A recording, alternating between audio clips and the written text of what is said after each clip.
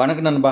Subscribe பண்ணி இந்த வீடியோவை யார் எண்டு வரைக்கும் பார்க்குறாங்களோ அவங்களுக்கு பார்த்திங்களா கண்டிப்பாக வேலை கிடைக்குன்னு நம்ம சேனல் சார்பாக பிரார்த்தனை செய்து இந்த வீடியோவை ஸ்டார்ட் பண்ணலாம். இப்போ பார்த்திங்களா பவர் கிரிட்ல 73 வேகன்சி வந்திருக்கு. அது எப்படி அப்ளை பண்ணலாம், என்னென்ன குவாலிஃபிகேஷன் எல்லாமே நம்ம இந்த வீடியோவில் கிளியராக சொல்லியிருப்போம். ஸ்டெப் பை ஸ்டெப்பே பாருங்கள். அப்போ தான் பார்த்திங்களா உங்களுக்கு புரிஞ்சு அப்ளை பண்ணி இந்த ஜாப் கிடைக்கிறதுக்கு உதவும். இந்த பவர் கிரிட்ல பார்த்தீங்கன்னா 5 டைப் ஆஃப் போஸ்டிங் கொடுத்துருக்காங்க. அந்த 5 டைப் ஆஃப் போஸ்டிங் பார்த்தீங்கன்னா ஃபர்ஸ்ட் ஒன்று பார்த்தீங்கன்னா சுற்றுச்சூழல் மேலாண்மை. இதில் பார்த்தீங்கன்னா பயிற்சி அதிகாரி 14 வேகன்சி கொடுத்துருக்காங்க.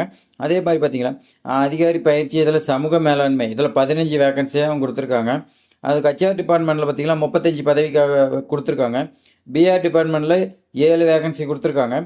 அதே மாதிரி பார்த்தீங்கன்னா சிடியூஐஎல்ல பார்த்தீங்கன்னா இதுலேயும் ஹெச்ஆர் டிபார்ட்மெண்ட்டில் 2 வேகன்சி இருக்கிறதா சொல்லியிருக்காங்க. இது என்ன எலிஜிபிலிட்டின்னு பார்க்கலாம்.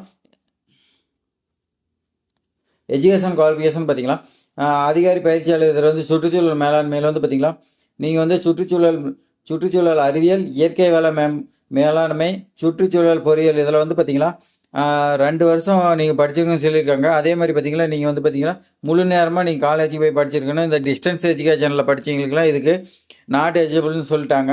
அதே மாதிரி பார்த்தீங்கன்னா சமூக மேலாண்மைக்கும் இதே கண்டிஷன் தான்.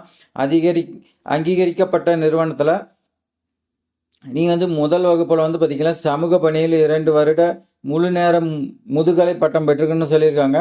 இது பார்த்தீங்கன்னா இதுக்கும் போஸ்ட் கிராஜுவேட் இந்த மாதிரி தான் கேட்டிருக்காங்க. நீ முழு நேரமாக காலேஜுக்கு போய் டைரெக்டாக படிச்சிருக்கணும். டிஸ்டன்ஸ் எஜுகேஷன் எடுத்துக்க மாட்டேங்கிறதா சொல்லியிருக்காங்க.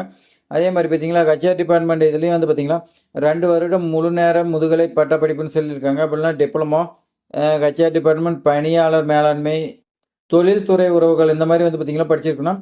அதே மாதிரி பார்த்தீங்கன்னா அதில் பார்த்தீங்கன்னா 60% மதிப்பெண் குறையாமல் இருக்குன்னு சொல்லியிருக்காங்க. 60% கீழே இருக்கிறவங்களுக்கு இது நாட் எலிஜிபிள்னு சொல்லியிருக்காங்க.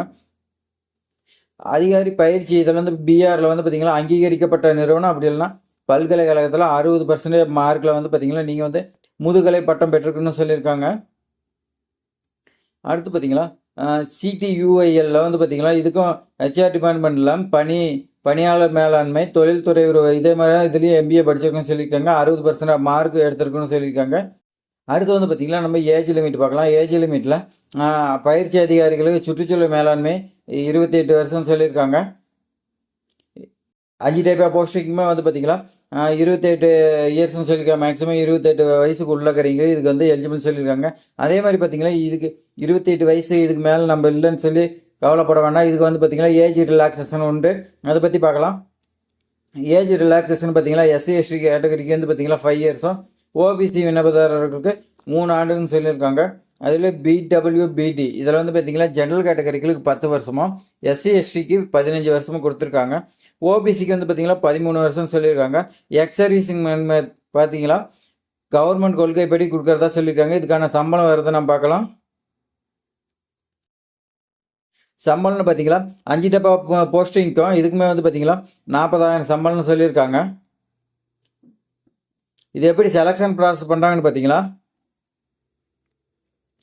செலெக்ஷன் ப்ராசஸ் பார்த்தீங்களா யூஜிசி என்இடி இந்த எக்ஸாமில் பார்த்தீங்கன்னா டிசம்பர் மந்த் 2024 ஆவண சரிபார்ப்பு, நடத்தை மதிப்பீடு, குழு விவாதம், தனிப்பட்ட நேர்காணலாம் உங்களுக்கு நடத்துகிறதா சொல்லியிருக்காங்க. அதே மாதிரி பார்த்தீங்கன்னா வேலை வாய்ப்புக்கு முந்தைய மருத்துவ பரிசோதனை இதெல்லாம் கேட்டிருக்காங்க. நீங்களாம் மெடிக்கல் சர்டிஃபிகேட் எல்லாமே கொடுக்குற மாதிரி இருக்கும். இது அப்ளை பண்ணுறதுக்கான அப்ளிகேஷன் ஃபீஸ் பற்றி பார்க்கலாம். அப்ளிகேஷன் ஃபீஸ் பார்த்தீங்கன்னா எஸ்சி எஸ்டி கேட்டகரிகள் இல்லைன்னு சொல்லியிருக்காங்க.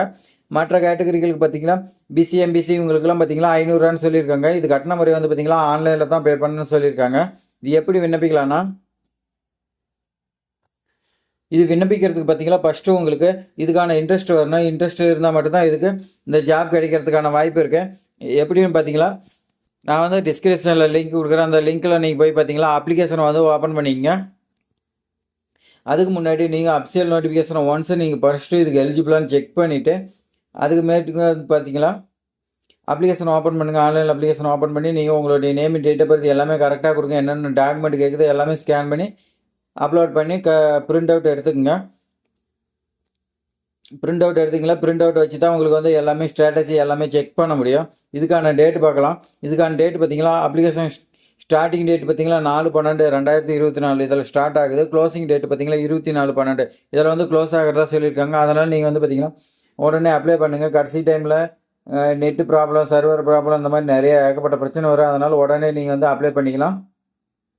நம்ம சேனல் இவ்வளோ நேரம் பார்த்ததுக்கு கண்டிப்பாக வேலை கிடைக்கும் நம்பிக்கையில் வந்து பார்த்தீங்கன்னா அப்ளை பண்ணுங்கள். தேங்க்ஸ் ஃபார் வாட்சிங்.